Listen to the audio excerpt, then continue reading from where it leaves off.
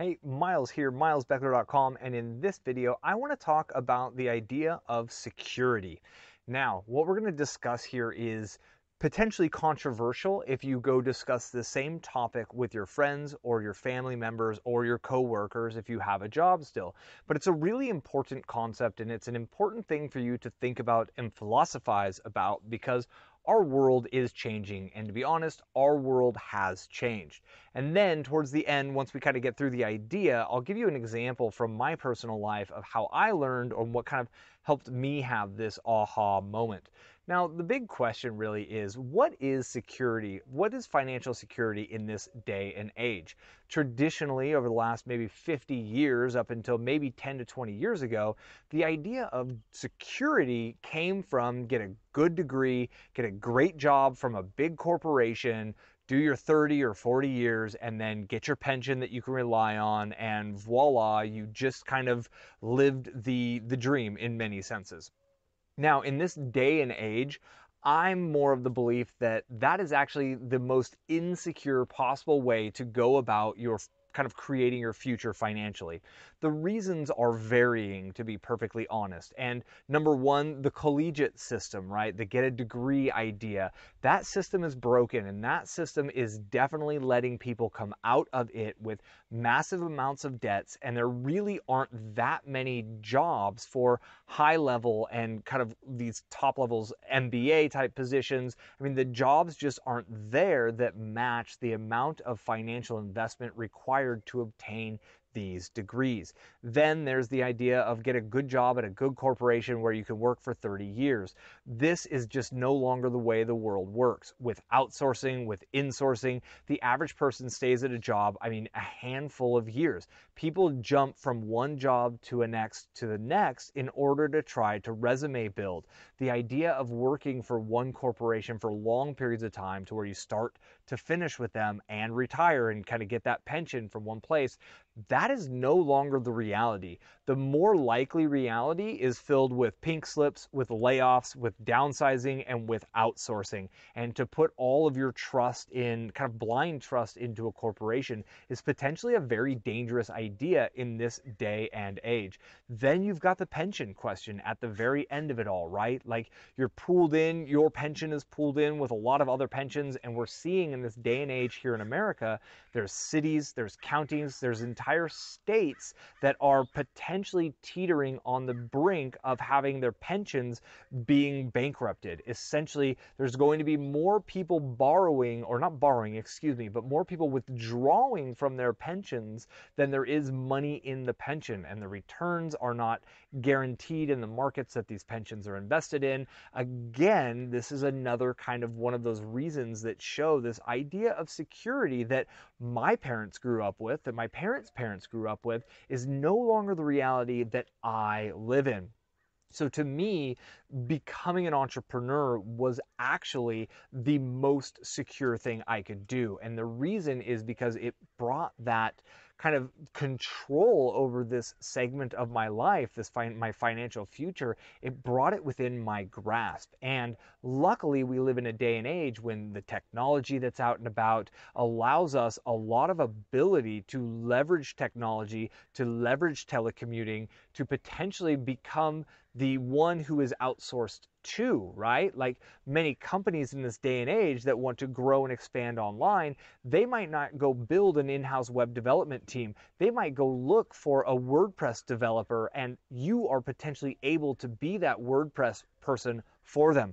Graphics designers in this day and age don't necessarily need to work with a big firm. They can simply go do contract work for different clients. And there's so many people going out of what I would call the W-2 employee model and going into an independent contractor model. And some people are being forced in this direction. For a corporation to have contractors actually saves them money. They don't have to pay unemployment insurance, and they don't have to pay Social Security. That gets passed along to the contractor. So some people are actually being kind of forced into this sort of direction themselves, and many others, and like I did with the arbitrage business model that I taught in the the marketing arbitrage system here on YouTube, like a lot of us are actually choosing this because then we open ourselves up for the tax benefits of owning a business.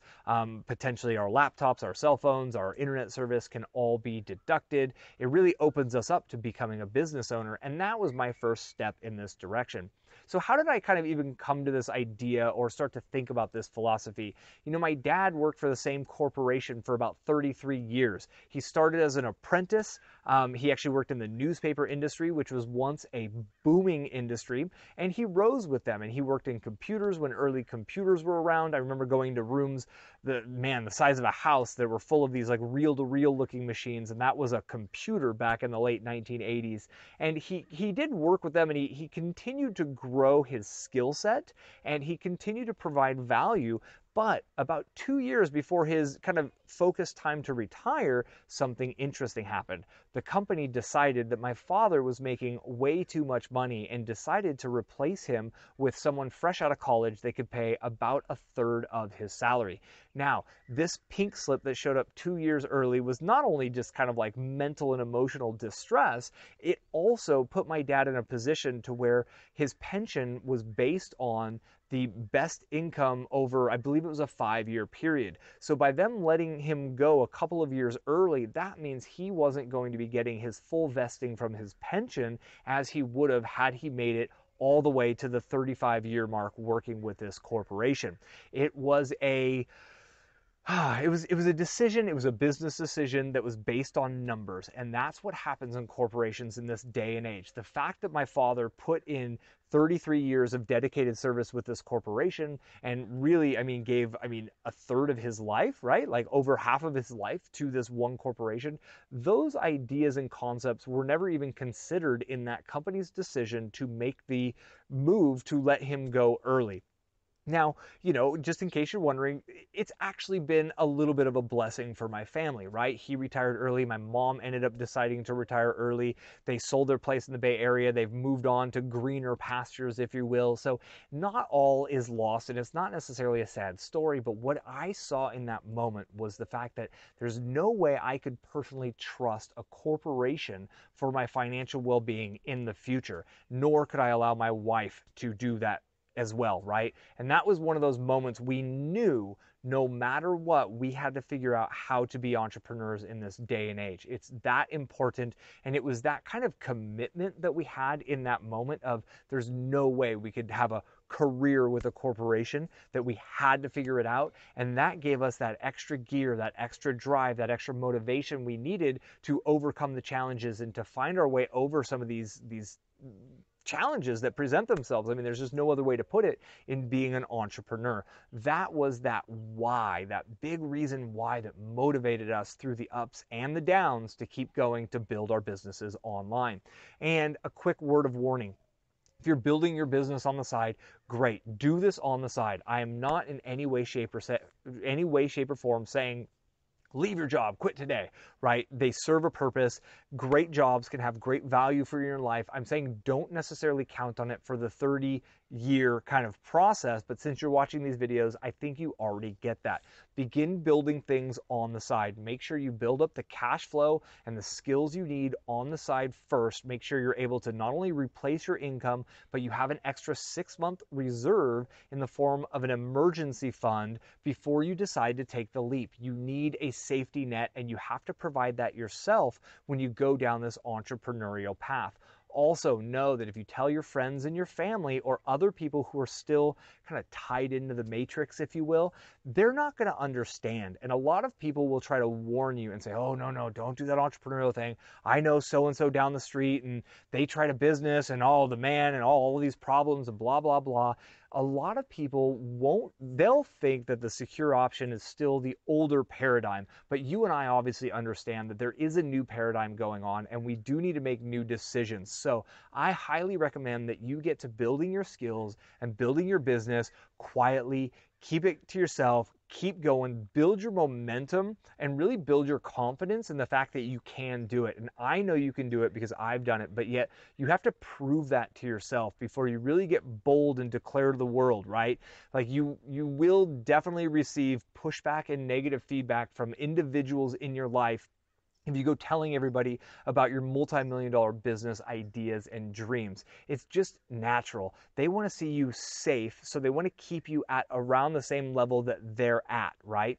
And it comes out of goodwill. Like, they mean well with this, but what they don't realize is what we've just discussed, that the safe option is actually to take control of things, to increase your skill, to increase your value, so you can then go apply your value to multiple businesses as a contractor. So you could build a team of people who can go apply value to multiple businesses, and that's how you can grow a multiple six-figure, a seven-figure, or eight-figure per year business, to create products that solve people's problems, right? To help an audience overcome massive challenges that they have in their life.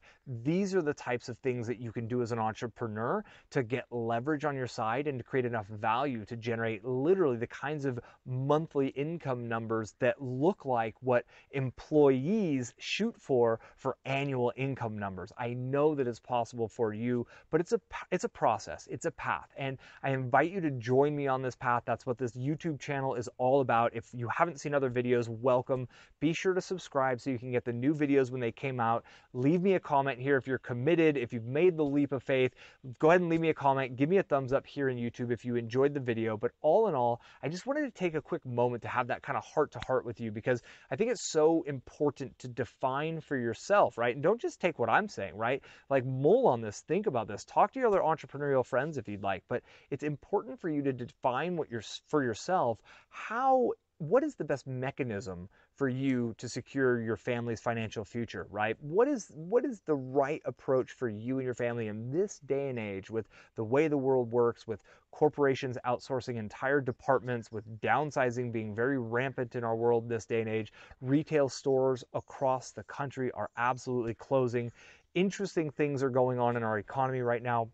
The stock market's looking good right now on paper, but the fundamentals and the core of what's going on probably don't tell the same sign that's going on in the bigger picture at the market level. So I just encourage you to be taking steps towards creating your future, and try, if possible, to be in the control position to create the future you truly want, versus allowing yourself to be in a position where you're reliant upon a corporation that may someday make a numbers-based decision that could potentially limit you and eliminate you, unfortunately, due to a less expensive employee, due to outsourcing, due to AI coming in. There's a lot going on in our world, but the great news is you can create a lifestyle business that can offer you more freedom and more income. It takes more work to get it going, but once you have that momentum on your side and that business is built and running, you can really start to pull out, you can automate, you can outsource things yourself, you become a business owner, and then you can reap the rewards of that asset that you've created. I hold this vision for you. I hope you've enjoyed this video, and I look forward to connecting with you on the next video. Thanks again for your time.